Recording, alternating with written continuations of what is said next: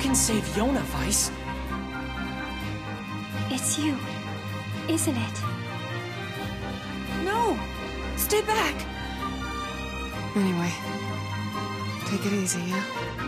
I missed out on Nier when it first arrived in 2010, so my experience going into Nier Replicant version 1.22474487139 was a fresh one. And you know, I find myself rather thankful for that, because if there's one thing you need to know before going into this new version of creative director Yoko Taro's bold, genre-bending action RPG, it's that you can expect to revisit the same places, fighting the same enemies, and pushing the same godforsaken boxes around a lot. But the important thing to note is that the ways in which Nier Replicant disappoints are mostly forgivable when you consider the ways in which it astounds.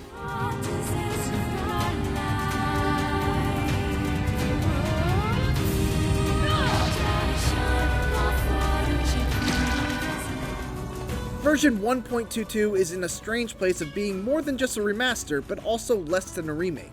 It obviously looks much better when compared to the muddy original, with dramatically improved draw distances, cleaner textures, better character models, and a consistently smooth 60 FPS frame rate. At the same time though, it still gives off that PS3 360 era RPG vibe, with environments that lack detail, stiff NPCs, and segmented areas. It certainly isn't an ugly game by any standard, but it also feels a step behind 2017's Nier Automata. That said, every character is now voiced, which goes a long way in bringing Nier's otherwise sleepy world to life. The chickens in this village like to lay their eggs in high places for some reason. Nier's combat has also seen some love, smoothing out its animations and making it feel extremely comparable to Nier Automata's. One of the big things that was taken from Automata is the seamless integration of weapon combat with your skills. Where in the original you had to sit still to charge spells, now you can freely move around and even dodge while charging, which makes combat feel much more dynamic. That said, it's still pretty shallow and easy. You never gain new sword skills, rank and file enemies come in only a handful of types that all quickly succumb to your button mashy attacks, and I was always swimming in health restoratives, which took almost all tension out of every fight. Eventually, the challenge became more about finding the right combination of magic and sword combat to see how quickly I could clear a room, instead of being a test of whether I could clear it at all. That's fun in its own way, and the combat certainly is flashy and fun to look at, but it did get pretty stale by the time I finished my 35-hour playthrough. And yes, there is a hard mode, but it turns enemies into sword sponges, making it not a preferred way to play this game.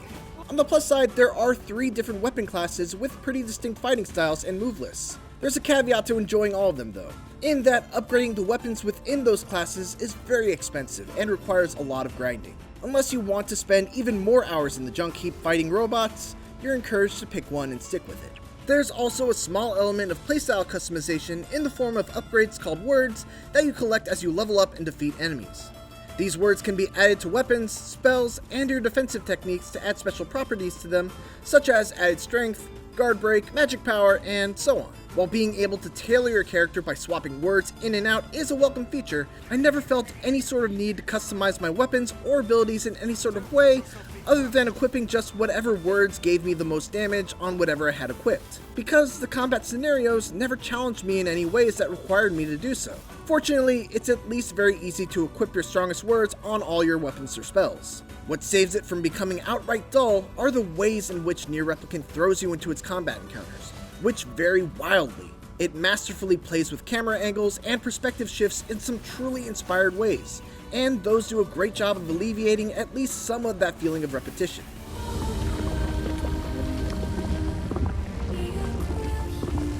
Nier's story starts slow, but ultimately becomes the absolute best part.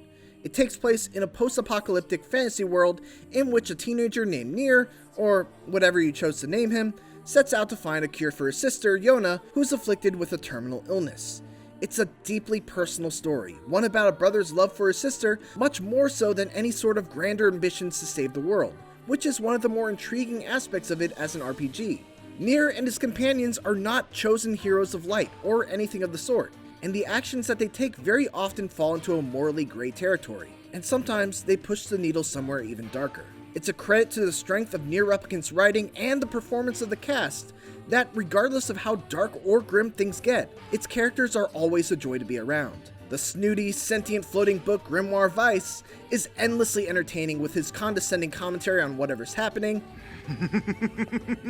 I am Grimoire Vice. My very name brings kingdoms to their knees. Kaine is just an absolute badass and is hilarious in her vulgarity. You're going to stop talking now, and then I'm going to slowly walk over to you, cram my hand inside your goddamn bitch-ass chest, and pull out your fucking heart! And Emil is just the purest and most kind-hearted floating skeleton with a creepy head you'll ever see. I'd be remiss to leave out the hauntingly beautiful soundtrack, which is just an absolute joy to listen to. Whether it's the catchy and relaxing overworld theme,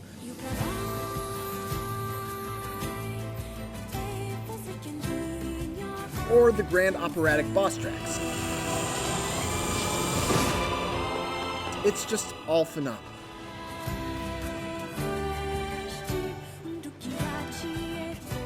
But like most RPGs, Nier Replicant is made up of both main quests and side quests, and while the main quest is fantastic, the side quests are terrible. Unless, you like being an errand boy, spending hours completing requests like these. I need 3 medicinal herbs, 3 berries, and 3 royal ferns. Could you gather 2 medicinal herbs? That's 5 lizard tails and 5 mouse tails. 10 medicinal herbs, 10 bags of wheat, and 10 sardines. Can you go to the shopping district? Do we have any venison or wheat? Could you get me like 5 pieces of mutton and 3 pieces of goat meat? 10 bundles of wool, 5 lumps of natural rubber, and 10 goat hides. It's made worse by the fact that there's no way to set a side quest as your active quest, which means that there are no waypoints on the map or mini-map to guide you to your next destination. This is an area that absolutely feels like it should have been addressed as a quality of life improvement for version 1.22, but no dice. The fact that they're super unrewarding and not worth the effort actually ends up being a net positive, because it means you can just ignore them and go pretty much the entire game without letting them distract you from the main questline. One of the boldest decisions with regards to Nier Replicant is the fact that, as Yoko Taro games tend to, it demands to be played more than once. If you just did one playthrough from start to credits, you'd be missing out on literally half the story. This may sound like a drag, and to an extent it kind of is, but that's necessary to tell this story in a way that can only be told through video games. And it's a sacrifice that's worth making. Besides, it's not as bad as it sounds, because after you beat the campaign once, you're able to load your save back up and replay from the beginning of the second act. So you're not actually playing through the whole thing again, just the latter and better half of it. The second playthrough of Nier Replicant is actually the best one, because even though you get all the same events as the first playthrough, albeit with a few new scenes and crucially important bits of additional dialogue, you're going through those same events with the knowledge of what happens at the end, which totally recontextualizes everything in the second half of the story and leads to some truly incredible moments that hit me harder emotionally than a video game has in some time. The third playthrough, which you must do in order to see the final 3 endings, is where things get a little out of hand. It's nearly identical to the second one, and you must find all of the weapons before you challenge the final boss. Thankfully, the side quests that are tied to those weapons are much better than the standard side quests, but it's still a frustratingly grindy requirement just to see the true conclusion of the story. And for the hardcore fans wondering if there's a new ending added to version 1.22, without going into spoilers, let me just say, yes, there is one, and yes, it is truly special.